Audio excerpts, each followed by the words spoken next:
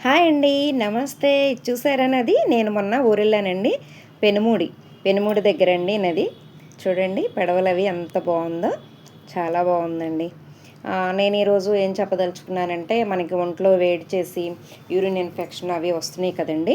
అవి ఎందుకు వస్తాయి, ఎలా వస్తాయి అని చెప్పబోతున్నానండి. మనకు ఒంట్లో వచ్చేసి 5 లీటర్స్ రక్తం ఉంటుందండి ప్రతి ఒక్కళ్ళకిను.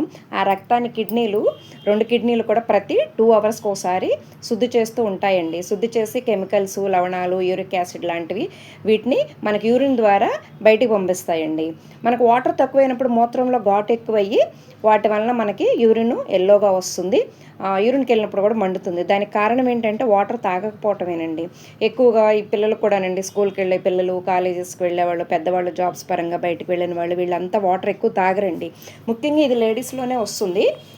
వాటర్ తాగాలి. వాటర్ తాగితే మనకి ఆ ఘాట్‌నెస్ తగ్గి యూరిన్ పలచగా పడిపోయి ఆ వాటర్ అలాగా కంటిన్యూ అయిపోద్దనమాట. ఆ వేడి తగ్గించడానికి వాటర్ ఎక్కువ తాగాలి.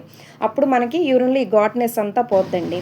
మనకి యూరిన్‌లో ఈ ఘాట్‌నెస్ ఎప్పుడైతే తగ్గుతుందో మనకి యూరిక్ యాసిడ్ లాంటివి అవి అప్పుడు మనకి ఆ మంట అనేది ఉండదండి.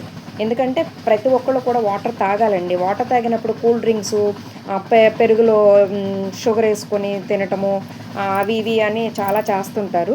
అన్నిటికన్నానండి కూల్ డ్రింక్స్ అవి తాగడము, అవి కూడా తాగకూడదండి, తగ్గదు కూడాను.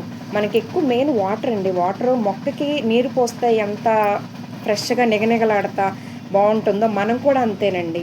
మనం కూడా వాటర్ ఎక్కువ తాగితే ఫేస్ కూడా గ్లో ఉంటుంది, హెయిర్ కూడా ఊడదు.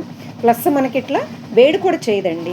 ఇది ఎక్కువ స్త్రీలు గమనించాలని నేను మనవి చేసుకుంటున్నానండి. నచ్చితే లైక్ చేయండి, సబ్స్క్రైబ్ చేయండి, షేర్ చేయండి.